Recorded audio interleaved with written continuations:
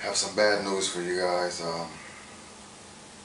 Tasha had to be rushed off to the hospital for an emergency. And I do have good news though. The good news is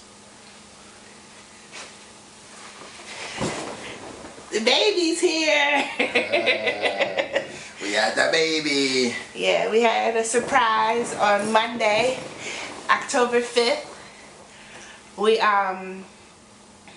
let's just play back how the day was.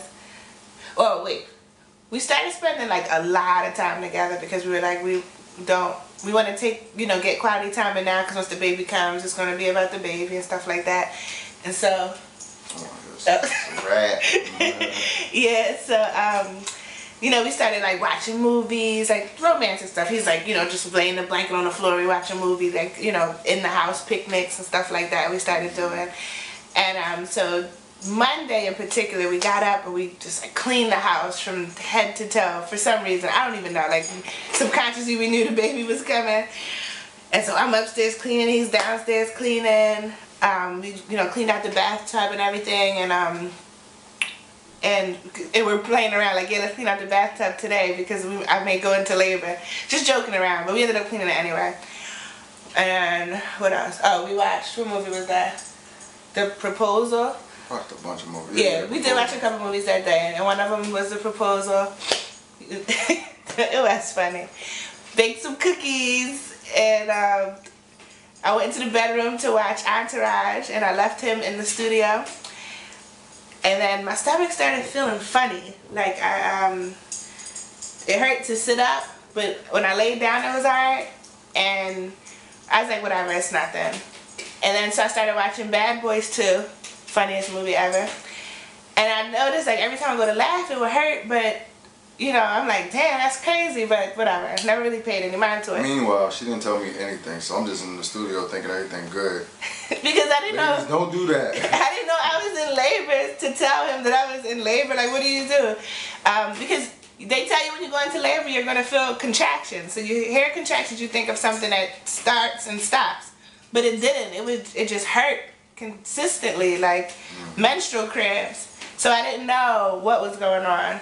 And then finally Bad Boys 2 is over, and I go into the studio and I'm like, baby, just get the camera ready just in case I go into labor, but I don't think it's anything. So then what were you thinking when I said that? I was just like, I hope it's not anything, but knowing her, I was like, it probably is, because she's always trying to be super tough.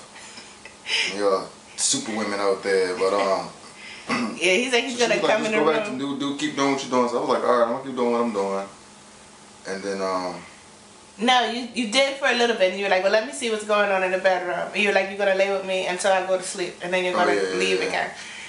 So then we go into the bedroom, and then by this time the exercise ball is out, the bed's all messed up, and he's like, what is going on? Because he didn't know I was in so much pain in the bedroom trying to do different exercises to try to change the shift of the baby. And so he's like, let's just take a bath real quick. If you are in labor, supposedly if you take a bath early on, it'll slow the process down. So we're in the bath and he's putting water. Water. This arm got a little workout, just dumping water on her belly. I'm thinking she's gonna be like, yo, I'm good. No, she's like, keep pouring. I'm like, yo.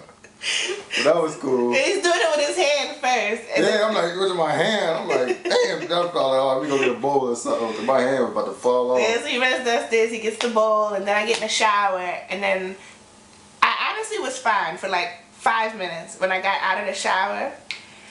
And then we go to lay down, and before my head even hits the pillow, I hear like pop, and water gushes, and I'm like, oh my God, and I just start crying. I don't even know what that was about, because I knew it was my water breaking, but it felt like I peed on myself, like, I don't know.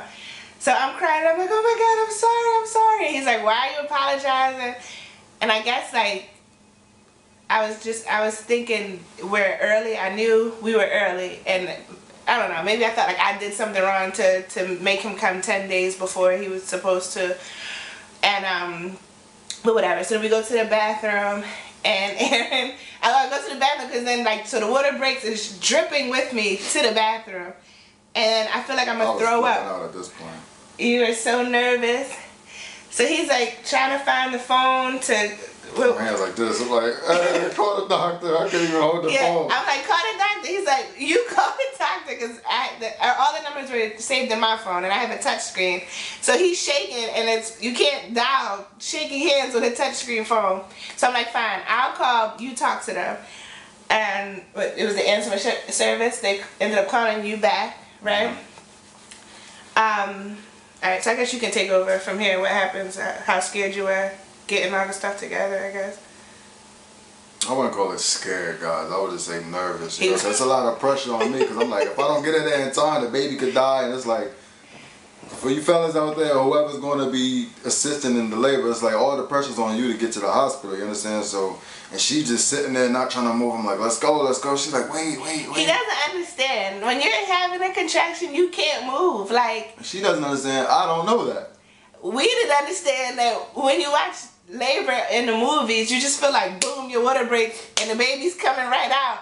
So we're feeling like we have no time to do anything. And the hospital was like 40 minutes away. 40 minutes away. And we're in Georgia. And I know y'all been watching the news. It's pouring down rain. 3 o'clock in the morning. I can't even, you can't even imagine. I'm doing like 90-week hydroplane all the way to the hospital. Rewind. He gets in the car and, we pre-packed everything, right? Everything's packed up but at the door. Had we done this, had we been thinking we would have put everything in the van. Yeah, make sure you have everything in the van, locked and loaded. We have everything pre-packed, but this one over here likes to go in the bag that we pack for the hospital every day and take stuff out. So I'm trying to put the stuff back in. I'm trying to zip the bag up. I can't even zip the bag. I'm like, oh my God. So I didn't even zip it. I just threw it in the van. And so I'm trying to put the address in the GPS because I was going to take a different way. Like he claims. She claims I forgot where the hospital was. But why do you need the GPS to go to the hospital? Listen, y'all. We normally go, the way we normally go is full of traffic lights, you understand? And there's an additional way we could have went to take the highway, but we never took that way. So I just wanted to put the GPS in there. You know, you don't want to make a wrong turn when somebody's in labor. He's trying to explain all of this to me while I'm in labor. Y'all know. I was like, just hurry up. I don't care. Just get me to the hospital. We're running lights, and let me just say, we live somewhere called Cobb County, which everyone knows is the acronym for Count on Being Booked. Any other time there's cops waiting in bushes ready to jump on somebody and pull them over. We're running lights in hopes to get pulled over so we can get escorted. Not one cop in sight. Like, what are the odds of that? So it feels like he's deliberately running into every pothole. What was the deal with that? It's just the highway. She's just tripping. You know when you get on a ramp, it's the highway. I was trying to get there as fast as I could. And she's like, slow down. Speed up. Slow down. Speed up. Oh, wait, when your water breaks too, you think it's just like a gush of water and then that's it. Like, I'm thinking it's done. Literally, every time I had a contraction or every time he hit a bump, gush, more water. Like, I was done. I'm like, oh my God, what is the baby living in? Because there can't possibly be any more water inside,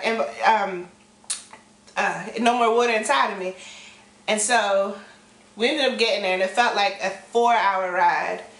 But we get there and I have on a undershirt, like a wife beater, and like track pants that snap all the way down. I don't know what happened in that backseat. All I know is by the time we get there, he turns around. I have no pants on. I just have on my underwear and a t-shirt. And remind you, it's pouring down raining. So he's yelling at me like, yo, it's raining outside. Like, you can't go outside like that. And I'm like, just get me into the hospital. It was crazy. Very, very crazy. So then he drops me off at the front. And then you go to park the car. He comes back. We go upstairs. And what happened? Yeah, let me take over. Yeah, go ahead. I'm sorry.